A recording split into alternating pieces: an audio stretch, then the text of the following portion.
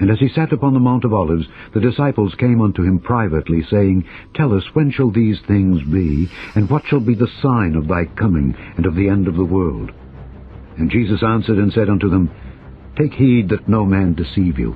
For many shall come in my name, saying, I am Christ, and shall deceive many. And ye shall hear of wars and rumors of wars. See that ye be not troubled. For all these things must come to pass, but the end is not yet.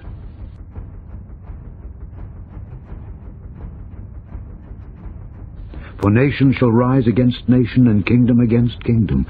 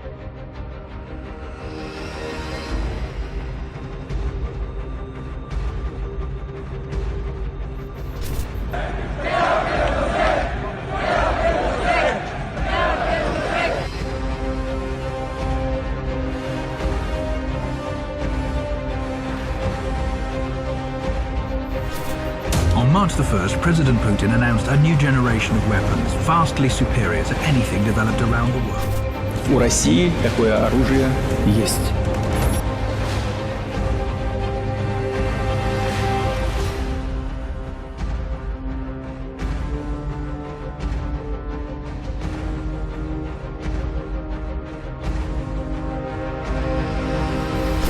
Никто не слушал. Послушайте сейчас.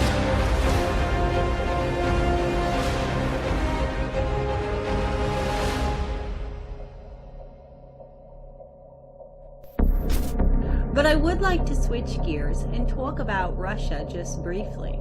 Apparently there are going to be more war games right on Russia's doorstep again.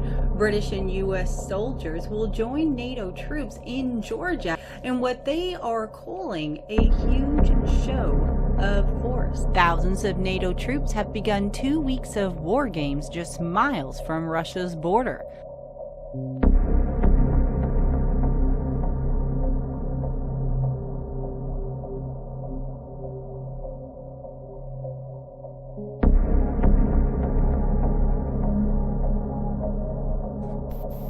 Well as live fire exercises. This year marks the 4th time Georgia has hosted the Noble Partner exercises and comes just days before the 10th anniversary of its war with Russia. Georgia's president used the start of the 15-day drills to condemn the Russian president for continuing to occupy part of his country. Speaking at an opening ceremony, he said, "Today you are standing on the territory of a country, 20% of which is absolutely illegally occupied by our neighbor, Russia." Meanwhile, Russian forces are conducting their own military drills in the north, which borders Georgia. Moscow has yet to comment on this year's drills, but it has previously warned drills in Georgia could destabilize the region. The start of the exercises came as Russia's foreign ministry claimed Moscow has inside knowledge on the military plans of the Western nations. He said, "Rest assured, we are aware of the schemes harbored by the militaries of both the U.S. and other Western countries against the Russian Federation." Y el pueblo debe decir si quiere guerra o quiere paz.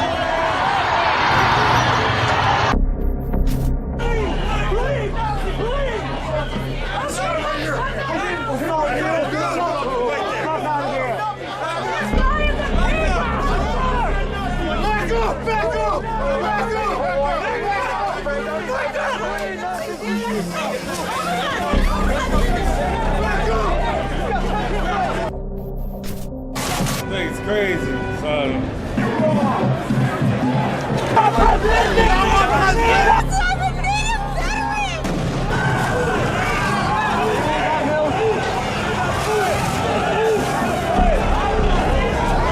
I voted for Trump. We're gonna make America great again.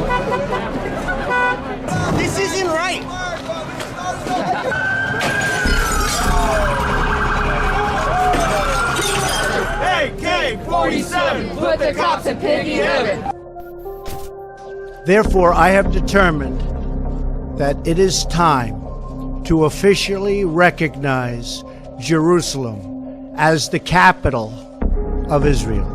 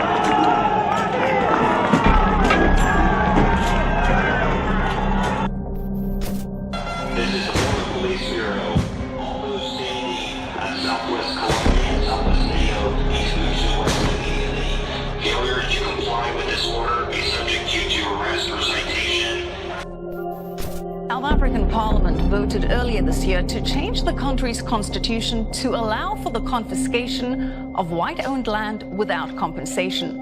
The land would then be redistributed among black farmers.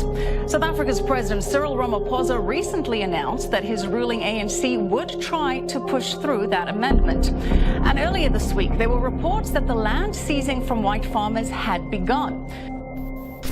Listen carefully to what I have to say, to judge it at the end, not at the beginning. We'll collapse the economy. You choose to ignore these matters, which are more important than all of the rest of the that you speak in Parliament. Because you wish to mislead the people who are gathered here. That is your goal and your objective. I condemn you for it, all of you.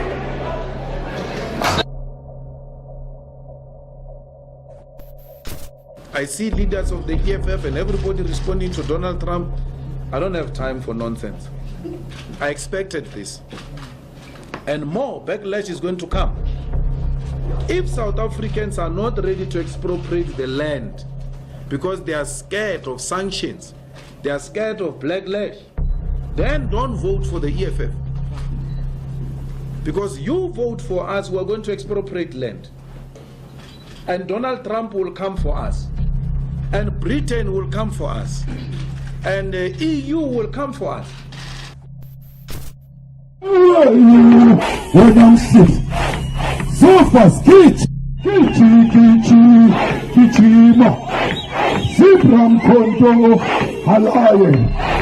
Shoot to kill, Umasa. Shoot to kill, kill him. Kiss the poor, the farmer. Kiss the poor, the farmer. Brr, pa, pa, brr, pa, pa. Attention.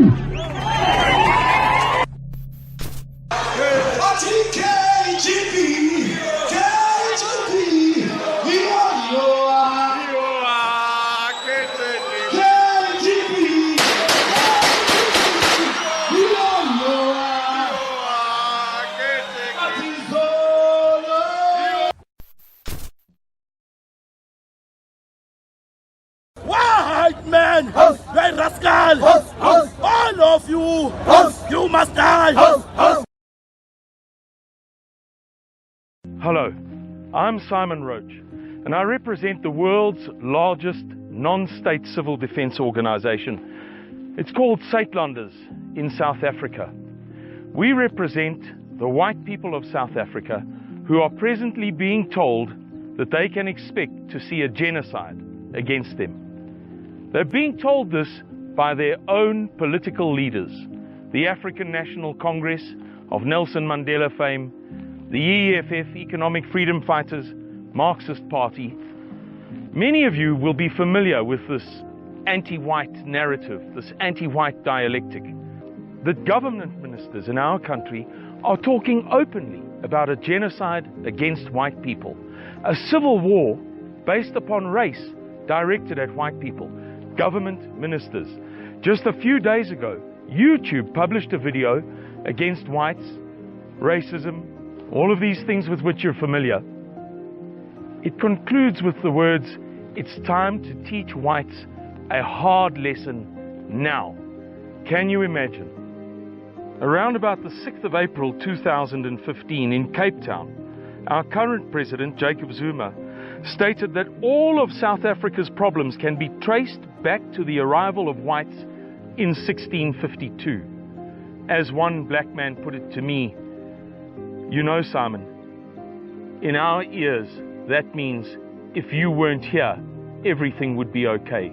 There would be no poverty and there would be no crime." It's an instigation. Jacob Zuma is also known for singing a song which goes, "Kill the farmer, kill the boer," and another song which runs, "Bring me my machine gun," implying the same purpose. This is our president. This is how we live. He's not alone, though, in his public agitation against whites. On the 7th of November 2016, the leader of the Marxist Economic Freedom Fighters Party in our parliament, Julius Malema, was recorded saying to a crowd of supporters, "I am not calling for the slaughter of whites, yet." As another black man, a leader in South Africa, said to me, that means that he will call upon his supporters to slaughter whites, Simon. Indeed, Julius Malema told another group of supporters that when the EFF party assumes power, the Afrikaner white people of South Africa, who've been here since the 6th of April 1652, will be relegated to a separate status, an apartheid. He said it repeatedly and emphatically. As if that was not enough, one of the heads of the African National Congress's private militia, the Spear of the Nation, or Mkhonto weSizwe, a man by the name of Themba Mavundla, called upon young blacks to sign up for military training in preparation for an expected war against whites. This is really happening in our country. It gets worse. Our parliamentary record recently admitted the statistic that it is 2.02 times, in other words, more than double, likely that a South African farmer will be murdered than that a South African policeman will die. Some of these things are difficult to talk about. We live in a society that is so perverse that the moment that you examine what's happening, you recoil from it. Let's begin with a 3-year-old girl being raped by 4 men. And as the post-mortem autopsy revealed, she survived that rape. A 3-year-old girl, she survived. So her attackers, her rapists, these grown men, bundled her up in newspaper, poured gasoline on it and set it alight. That's how she died in the end. Or a 4-year-old girl, crucified to her parents' farmhouse's kitchen table, and then raped by 3 men, while her mommy and daddy lay gurgling in their own blood on the kitchen floor. These things happen in South Africa, and they're not isolated incidents. There are thousands and thousands and thousands of such incidents. That's how it is that we get to the statistics that I've been sharing with you. That's how it's possible that the likelihood of a white person in South Africa being murdered by a black person is 1,370% higher than the likelihood of any American being murdered. It's incredible. But that's what we live with every day. That's why we have to take steps to protect ourselves. Because in this country, rape and murder is not a threat. It's not something abstract and remote. It's something that all of us have experienced, directly or indirectly, perhaps an attempted murder. And so when we contemplate civil war, nationwide anarchy in this country, we contemplate it as an imminent reality, something for which we must prepare today. Every little bit of help that we receive from the outside world, from the few friends that we have, because we don't have friends in established political parties, we don't have friends in the media, in big business. The friends we have are the people who are watching this video. And every little bit of your help takes us a step further to protecting the women, children, old people, and non-able-bodied people who are going to suffer the very worst of the war that is coming in South Africa.